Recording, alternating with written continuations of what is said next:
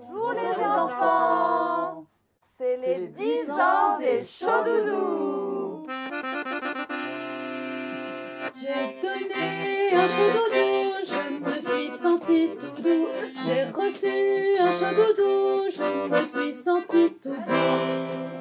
Un chaudoudou par-ci, un chaudoudou par-là, pour réparer tous les chagrins. Un chaudoudou ça fait du bien, pour réparer tous les chagrins. Un chaudoudou ça fait du bien. Le voyage de Pouks. Pouks est un homme. Il vit sur une montagne. Pas une de ces montagnes où jamais la neige ne fond, mais une très haute montagne tout de même. Il habite dans un grand et bel arbre qui a accepté qu'il y construise sa maison. Pouks lit beaucoup. Il possède un livre aux pages toutes blanches d'où surgissent des fabuleuses aventures. Il lui arrive aussi de discuter avec le vent, qui a vu tant de choses et a tant de belles histoires à partager, et de moins belles aussi. Pouks aime jouer avec les couleurs. En fin de journée, il monte sur la plus haute branche de son arbre et peint un tableau pour le coucher du soleil. Il le confie ensuite à son ami le vent, puis le regarde s'éloigner. Et remplir le ciel de ses couleurs. Une nuit, alors qu'il regarde briller au loin les lumières de la ville, Pouks se demande ce que les humains pensent de sa peinture. Il prend alors une grande décision. Il ira à leur rencontre et leur posera la question. Le lendemain matin, il monte tout en haut de son arbre et réalise 3 magnifiques compositions de nuages colorés pour les 3 prochains couchers de soleil. Il prépara ensuite un petit sac avec quelques fruits. Il prend soin de rappeler au vent, se tête en l'air, de bien souffler sur ses tableaux soir après soir. Puis il descend de la montagne. Pouks marche plusieurs heures avant d'arriver à une route. Là, il aperçoit un homme qui dîne, confortablement installé à côté de son camion. Pouks s'approche et l'homme l'invite très aimablement à partager son repas. Il est très bavard. Il lui explique que son camion est en réalité un camping-car. Une espèce de maison avec des roues qui lui permet de voyager et de visiter des endroits incroyables. Que son camping-car est neuf, a coûté très cher et qu'il roule très vite. Pouks l'écoute avec attention. Le soir venu, le ciel se pare de reflets rouges et or. Notre homme, lui, parle toujours. Comme il ne lève pas les yeux, Pouks attire son attention sur le ciel et lui demande ce qu'il pense de ce tableau. L'homme lui répond que les tableaux, il les achète et il les revend, qu'un tableau qui ne s'accroche pas au mur ne l'intéresse pas. Puis il éclate de rire. Pouks n'ose pas lui avouer que ce tableau est le sien.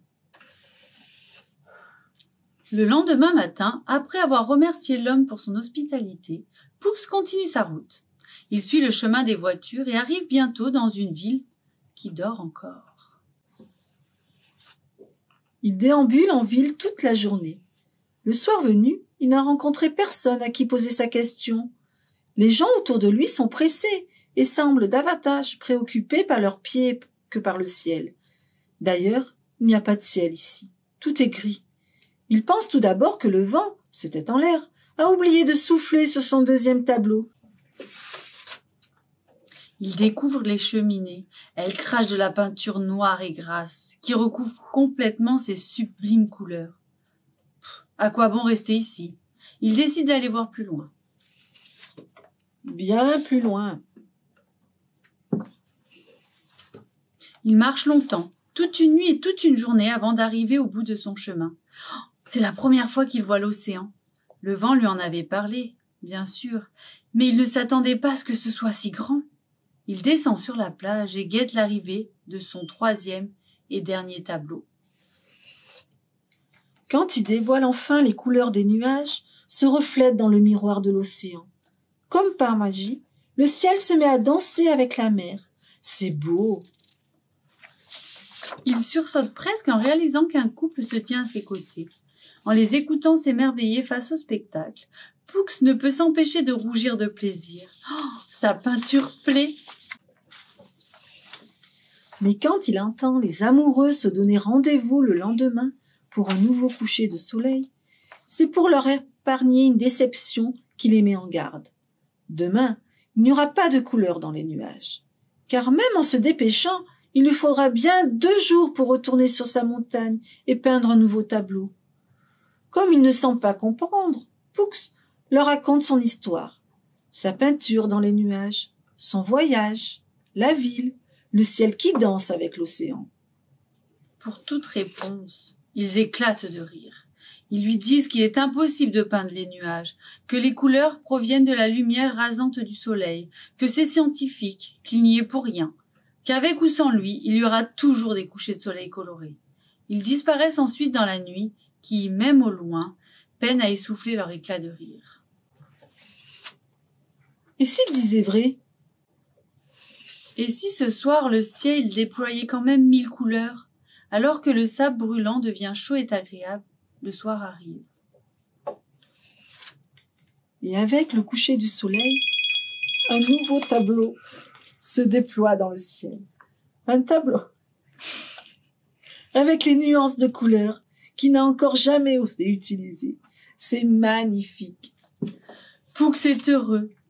Il sait désormais que là-bas, par-delà l'océan, sur une montagne très haute, mais pas trop, un autre homme peint aussi les nuages.